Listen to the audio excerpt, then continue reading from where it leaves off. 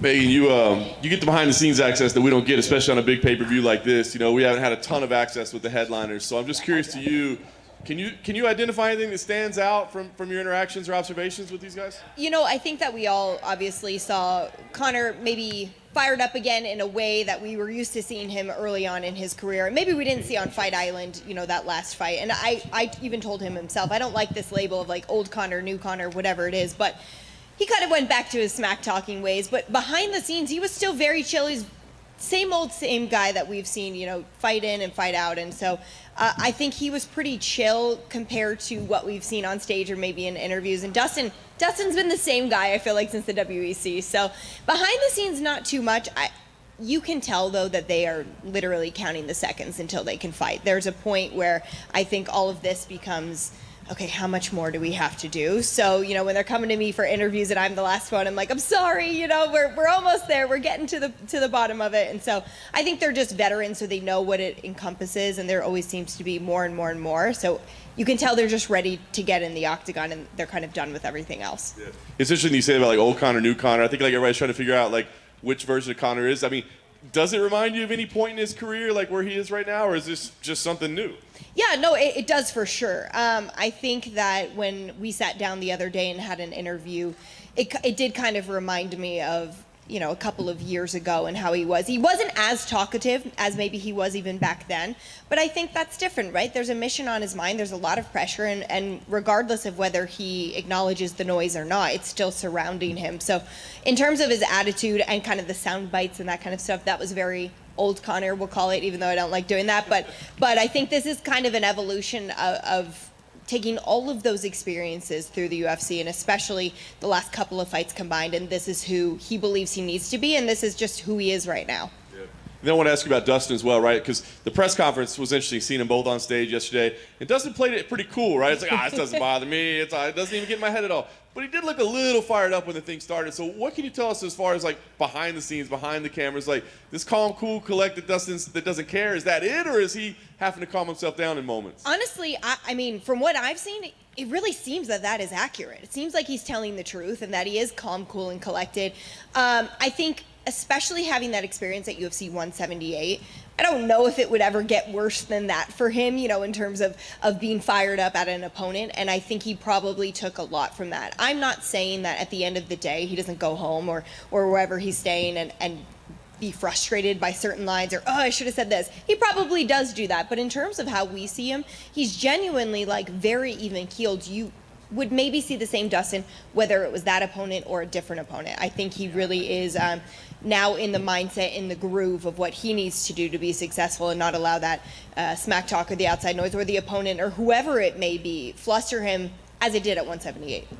Last thing for me, I want to ask you, I mean, obviously everything's about the main event, but is there a story or something that you've uncovered this week, or a personality, just something that like needs attention? Because you may get it on the broadcast, you may not. So give it to us now. What's one that people need to know about? Well, I actually love this Max Griffin and Carlos Condit fight, because Max said that one of the first fights he saw with the WC was a Carlos Condit fight. And he said, I saw him pacing and going back and forth in front of the camera, and he was snarling, and that was a guy I didn't want to just be like. I also knew I wanted to fight him one day. And so for a long time, that's been on his radar. And I think it's so cool because a guy like Carlos Condit, we all know how talented he is and all of his accomplishments. But I think there's something to be said for talents like that who have been able to be in the organization. Dustin Poirier is another great example, but be in the organization between the WC, UFC, Strikeforce even, for so long, right? So be at the top of the game and be dangerous for not just 1 or 2 years, not 5 years, but this is 10, 15 years in the sport where you are still putting the fear of God into the opponent that stands across from you. And I think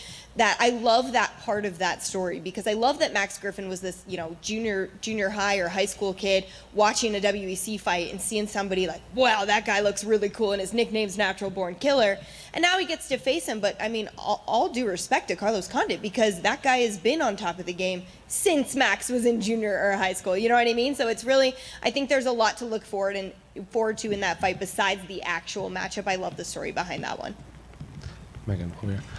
Hi. How are you? Good, how are you? Have you met Chris Montigno at all this week? I know he took this fight on Yes. short notice. His media day, he said he was working 80 hours up until 80 hours a week up until June, and it seems to a lot of fans have gravitated towards his story. So in your interactions with him, how's he been? Yeah, he's been great. I don't want to say he seemed overwhelmed or anything, but there is just a lot to do, right? And when it's your first time and you come to such a well-oiled machine that has, okay, here's what your schedule is, and you look at things, it could be a little daunting. And certainly because he's facing a guy like Sean O'Malley, there's going to be a little bit more attention on him than maybe somebody who took a short notice fight on the same card, but maybe a different opponent earlier in the night. He seems to be handling everything really well. I think that he understands this could be an incredible opportunity should he win, but if he doesn't, there's not a lot lost. And that's what I took away from our interactions and our conversations, was that he seemed very confident that no matter what, taking this step is a good one. So there's not really any negatives. Yes, it might not end in his favor, and maybe you have that short-term embarrassment or whatever it may be, but in the long term, you are proving you're willing, you're proving you're going to come in here and get on the scale. You're going to be under those bright lights of a pay-per-view. Everything else is going to be relatively easy, compared to that. After this fight, like his second fight in the UFC, I'm sure is going to be like the easiest thing he has ever had in his life. But he just seems to be in a really great, healthy mindset of like, no, I'm coming in here to win. I believe I have the tools to win. But if I don't, okay, I'll get another fight, and then I'll be able to prepare. I'll be able to kind of start my journey in the way that I'm supposed to. And finally, I know a lot of fans were happy to see the quote-unquote old Conor at the press conference, but I think some people thought he crossed the line a little bit by bringing in Dustin Poirier's wife into the trash talk. I'm curious, do you think that was a little over the line, especially with the tweets and he's saying she's DMing him and all this stuff? Yeah, I don't love when family members in general are brought in, because I am one, and I don't like being a part of it either. So, I think that the Poirier family handled it really well. I actually laughed out loud when I saw Dustin's post, like me and hubby walking into the arena. I thought it was hilarious. No, I don't love it. And I don't think that it really adds anything. I understand why he was doing it, right? Like he's trying to probably get an edge somehow or fire Dustin up and sell the fight, which is also what he's so great at. So if that's what he thought he needed to do, then, that's his decision. I could probably do without it, though, especially, like I said, considering the position I'm in. I wouldn't love it if it was me. Megan, a lot of this fight, the story has been around Conor not bringing Dee and the kids over with him. You've been around him this time and when the family is here. Do you see the difference that he's trying to make? And can you see it? Do you feel a different energy from him? Yeah, it's funny. I wasn't on Fight Island last fight. I had COVID. But I'm here. And I will say, for the fights they've been around, though, no, I honestly don't really see that much of a difference in him, because I'm seeing him in atmospheres where he's already clocked in for work. So even though it's behind the scenes of an interview or walking into a weigh-in or whatever, he's still already kind of on the clock. But he told me when we sat down, he's like, listen, you can't want to go kill a man and be giving your baby a bottle and nurturing them. For him, it just can't, it can't be the same thing. I talked to Michael Bisping yesterday, and Michael's like, no, for me it was completely opposite. For me, I can 100% do both. But if Conor feels like he can't give 100% either direction, then I respect that decision. I think, though, in terms of his attitude or however he conducts himself, whether it's D or not, he seemed pretty much the same. Even back for Maymac, Conor Jr. was a baby. I remember they had a high chair or something in his dressing room, and he kind of seemed the same guy. I just think if he can take those distractions away, and maybe he realized something from the last camp, then if it benefits him, then all power to him. But he seems kind of the same guy regardless of who's around. Megan, to your right. You were open about kind of sharing your thoughts on the interaction with Stephen A. Smith a while back, and he'll be working this event. Are you going to be working with him at all? Well, not directly with him. We're on different desks, but I made a point to go talk to him the other day. And we had a really lovely conversation. I think there's just, he has a lot of jobs, right? So he maybe doesn't get to see everything as closely as other people who cover the sport or who are big fans of the sport. He was so kind. He completely, took it upon himself to be like, hey, it was my bad, and made it very clear he's not a UFC expert. He's not somebody who gets to even watch a ton of content. And so he was super nice, but I wasn't going to let us work a broadcast together on Saturday without making sure I went in there and we had a great chat. So Koss was there. Everything was good. Cool. And do you think it's important to kind of bring in, those maybe bigger name analyst type figures that, maybe aren't the most educated about MMA, but to help them learn and, bring in their audiences to mix a little bit? Sure. I mean, I know that there was mixed reviews when people saw who was all a part of the broadcast team, but I think, hey, anybody with a platform who's willing to do the work is important. I think that as long as they know what they know, right? They're not trying to go outside of any sort of realm of knowledge or try to claim to be experts in certain things that they're not. I think it can't hurt. I mean, they have huge platforms. People know them, and we have a lot of people who tune in for Conor McGregor fights that maybe aren't diehard UFC fans. Maybe this is one of 2 pay-per-views they buy in a year. So if they can relate, oh, I see Stephen A. Smith on there, that's cool, he's here, and they already know him, I think it only helps everyone else. I also think it's our job to try and help Max Kellerman or Stephen A. if they have questions, if there are things that they're not understanding, if this is, a new endeavor for them in certain regards, that we as the broadcasters who always do this, every pay-per-view, that we're also helping. It was why it was important for me to talk to Stephen before we got to the arena on Saturday. I want to make sure that every person on this team is prepared, they're ready to shine, they have what they need, because at the end of the day, there's benefits from every person being on there, and we can all kind of elevate each other, and I think they'll do great. Team effort, right? Yeah, exactly. And then I just wanted to get your thoughts on the co-main event, because I wouldn't say it's flying under the radar, but as most co-mains to a Conor McGregor fight will. But Sure. just thoughts overall on Wonder Boy versus Gilbert. I absolutely love it. I love that we're kind of like nostalgic with this matchup, karate versus jiu-jitsu, even though obviously they're incredibly well-rounded mixed martial artists. I just think it's a really fun matchup. You'd be hard-pressed to find 2 nicer guys in the sport, which is always hard for me. I'm like, man, you're so happy for whoever wins and so sad for whoever loses, and I'll be doing those interviews regardless, hand raised or not. But it's a great fight, and I'm excited for them to kind of steal the show. And I don't mean that I don't think the main event's not going to be great, but I think you're right. It's flying under the radar, but I think once they get into the octagon, their performance is going to be something that people walk away from the event making sure they mention. I'm looking forward to it. Obviously, a lot on the line there, especially for Stephen Thompson, but there is a lot on the line for Gilbert. If he wants to climb back up that mountain towards a title shot, he needs to start with a win here, and I think he knows that as well. So I'm really, really intrigued by that one, both stylistically and because of the storyline. Definitely. Thanks, Megan. Yeah. Megan right here.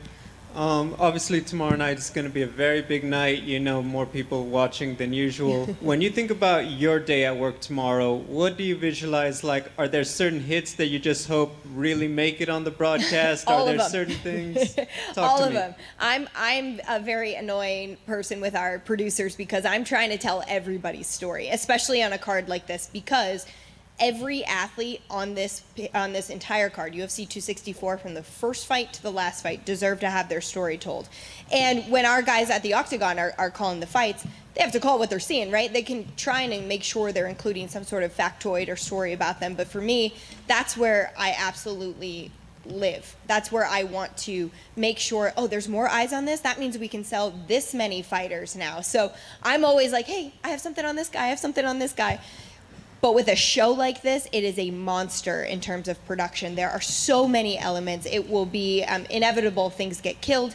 We're going to run over on certain things, I'm sure. But I am always, you guys can guarantee, campaigning to be like, how about this story? How about this story? Because I think it's even more important when you have extra eyeballs on a card. What do you remember the most about the first time you ever interviewed Conor McGregor? That's a good question. The first time I ever interviewed him, I remember hearing the hype, and I was thinking, like, okay, is this real? I think that we had kind of maybe been through that before, and all right, we'll see how this pans out. And I remember interviewing him. I think maybe the one that stands out to me was in Boston for the first FS1 card. He was like a soundbite machine. The guy, it was like he had already gone to broadcasting school or something. He knew exactly how to speak. He knew who to address. He knew how to answer questions. He had been asked repetitive things, and sometimes that is difficult for someone who's relatively new in the sport to be like, oh, I have to have the same energy and the same answer and make sure, even though I've been asked this 10 times today, I'm still doing it. He was already a total pro. And I just remember thinking, like, wow, okay, if he can fight as good as, he could do these interviews, then the hype is certainly real. And he's just always been a guy that seems natural in front of a camera. People talk about, like, when you talk to somebody, like, did you know then, like, they would go on to be a big deal? Did you have that moment, like, hey, this guy's going to be a big deal? And have you ever felt that way about somebody else since then that you've interviewed? Yeah, well, that's a good question. I would have to think about it with have I felt that way about somebody else. I mean, I actually feel like maybe Sean O'Malley comes to mind with that. But let me think about it with the other person. But did I know that? You kind of got the vibe, especially when you saw him perform, and when those two things mix. I mean, that is a superstar, right? That's what the Octagon needs, somebody who can drop a person in a minute, but also then cut a promo. And I remember thinking, like, okay, this is probably worth the hype. I think this is going to go somewhere. Did I think it was going to be McGregor Mania in the way we've seen? No, I did not. I could have never anticipated that. But I think you kind of get a clue when you interview enough athletes to know, like, okay, this guy's they're gonna do something. Thank you, and have Thanks. a good show tomorrow. Thanks. Megan, way back here. Way back. Oh, hi. Hello. The presence of women in combat sports, not just as fighters, but just in the industry, is still a bit of a steep climb. But UFC seems to stand out in terms of promotions. Certainly, you're there, Karen Bryan. We Yep. see Angie on the desk and Laura. How much do you recognize that, and what are the opportunities still that you see that you'd like women to be taking advantage of when it comes to combat sports? Yeah, all of them. I mean, in terms of opportunities, I think that, there are limited ones sometimes when people look at our gender, but it doesn't mean we're unable to do them. It just means we haven't been given the chance yet. But I think all of us are fighting for certain things that we really want to do, whether it's commentary, whether it's more storytelling, hosting the desk, having certain things in the show that maybe aren't quite there yet, or we only do once in a while but are important to us. I mean, I think we do a great job, and my goal is when people see me tell a story, they don't think about me as a female telling the story. They just think the best person for the job's telling the story.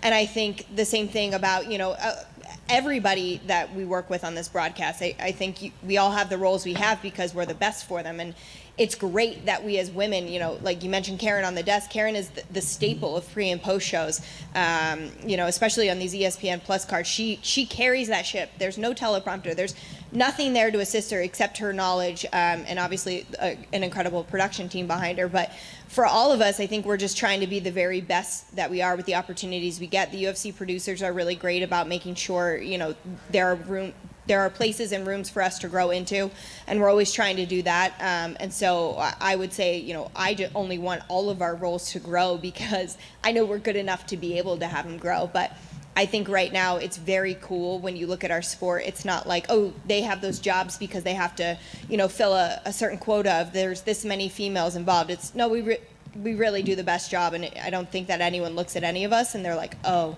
well, it should be this person there. They look at us and say, like, oh, no, that's the right person, and we just happen to be women, so, yeah.